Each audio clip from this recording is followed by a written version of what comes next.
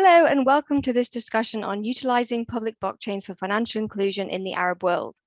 I'm Katie-Ann Wilson, Head of Policy Analysis at the OMFIF Digital Monetary Institute. It's my absolute pleasure to welcome Anka Bogdana-Rusa, Head of Strategy at C Labs, and Gaddy Rayaz, Co-founder and Managing Partner of VU, a leading fintech technology provider in the EMEA region. Welcome both. Before we look into the technology a bit more, I want to turn to you, Anka. Can you give us an overview of some of the challenges to financial inclusion we're seeing in the Middle East at the moment? Absolutely. Thank you so much. And thank you for the invitation to talk to you. Financial inclusion, from my time at the World Bank, we looked at it as one of the catalysts for unlocking the fight against poverty. And what we're seeing a lot in the Middle East is that a lot of the financial services and products are designed for one type of user in mind, which is sort of the prime age working, wage earning male. But that's not the composition of the demographics anymore, right? We're seeing a lot of youth that don't have overeducated youth, that don't have access to jobs, of women who are entering the labor force, in a high number of refugees that don't align with that type of user. And therefore, the current financial services and products are not meant for them. They don't have the same level of access. We see a lack of ability to produce credit scores for people to access lending products, as well as, to some extent, a lack of digital skills for the population to be able to fully embrace some of the fintech products that are starting to enter the market. And all in all, it leads to a little less financial resilience and inclusion to be able to really open up the potential in the region. Thank you for that. So how can the Celo blockchain help some of these problems of access, of education? How is it specifically tailored to target financial inclusion? Thank you for that question. The way that I like to think about financial inclusion is using what is called the AAA framework, which is products and services called to be accessible, affordable, and appropriate to be able to unlock financial inclusion. Celo is an open blockchain platform and network of organizations that are all working towards the same mission, which is to help create a better financial system that can bring the conditions of prosperity to everyone.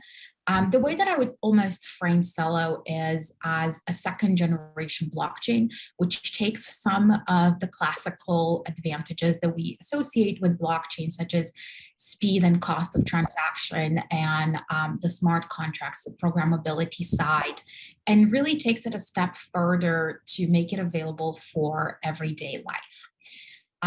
How does he do that? First of all, by utilizing stable assets. One of the abilities to really peg stable value assets to fiat currency, whether it's dollar, the euro, or almost any other fiat, that unlocks the ability to build wealth and have access to stable value for the users. And I will add by saying that the reserve really is built to accommodate a whole host of stable value currencies.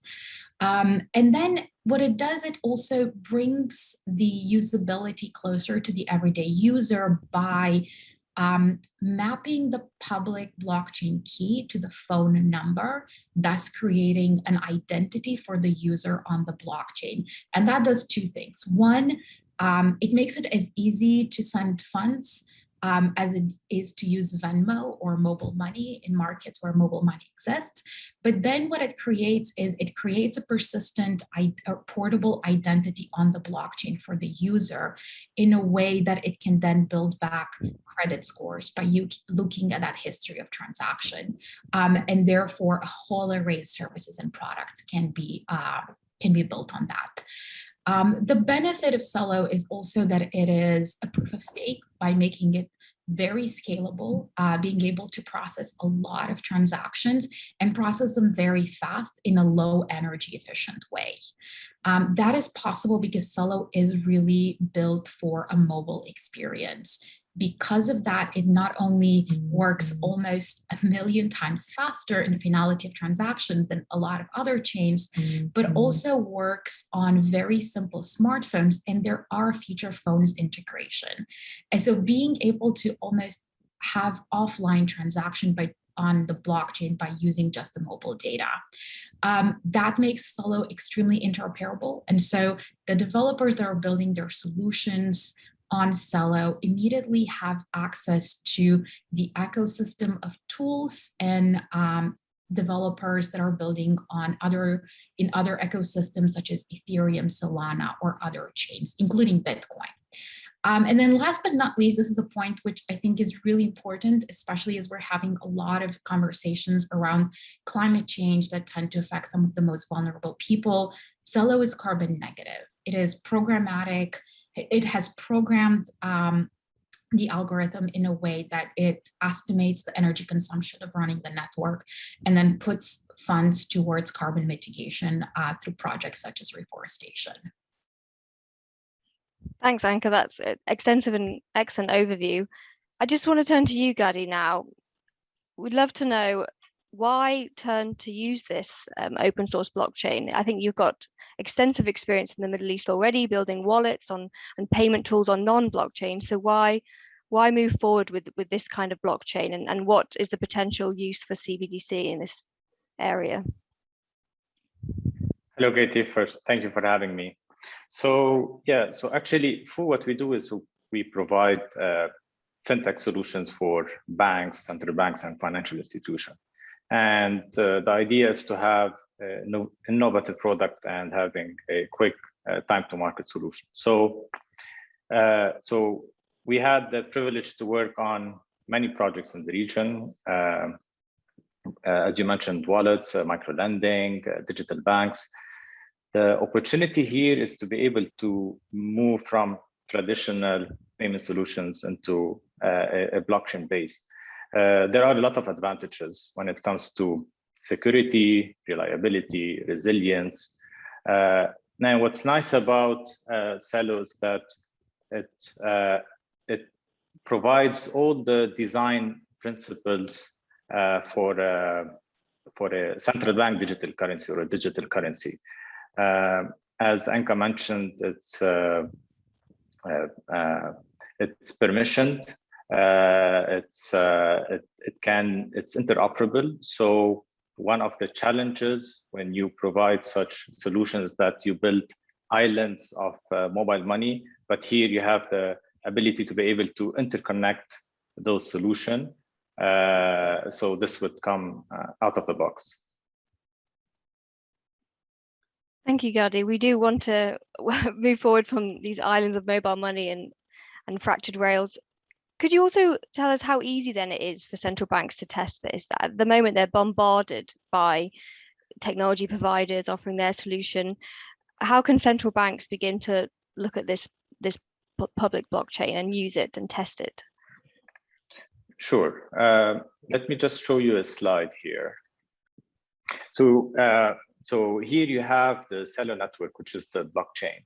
So what we do is we have a fintech platform, which is created from modules with out-of-the-box capabilities. So we build this stack with APIs, with modules, with portals, so that we can enable the ecosystem to be able to interact with Celo easily. We have the main module, which is for the central bank, which is easy to use portal. They will be able to manage all the ecosystem. They will be able to issue the money, monitor the system. And we have all the elements for the rest of the ecosystem, whether it's a bank, whether it's an agent system, whether it's an exchange office, whether it's fintech that they would like to provide their solution on top of Celo. We have this ready, and it's very easy for the central bank to be able to start testing central bank digital currency. Thank you, Gaddy. I would just like to hone in a bit more on your experience in the region and the potential for blockchain within those projects that you've done. Yeah, so we have worked on a lot of projects in the region. And here you can see a sample of the projects that we have worked on. And there's a lot of opportunity to be able to shift from those projects, to shift them over blockchain. The advantage will be interoperability, it will be security, and they will be able to interconnect. And if you add the central bank digital currency, then you will add a layer where it will be on the level of the nation. You will have interoperability by nature, and they will be able to all interconnect. Thank you, Gaddy, for connecting those two important points together. I think exactly as you just said, how CBDC connects to payment innovations projects is vital. So we ensure interoperability across the region. Thank you both for this overview of public blockchains and financial inclusion in the Middle East. We've got a lot to go, but this is a great start. And please, for the listeners, do stay on the line and hear the closing remarks from our DMI chairman for the Arab CBDC conference. Thank you all for listening. Have a lovely rest of your day.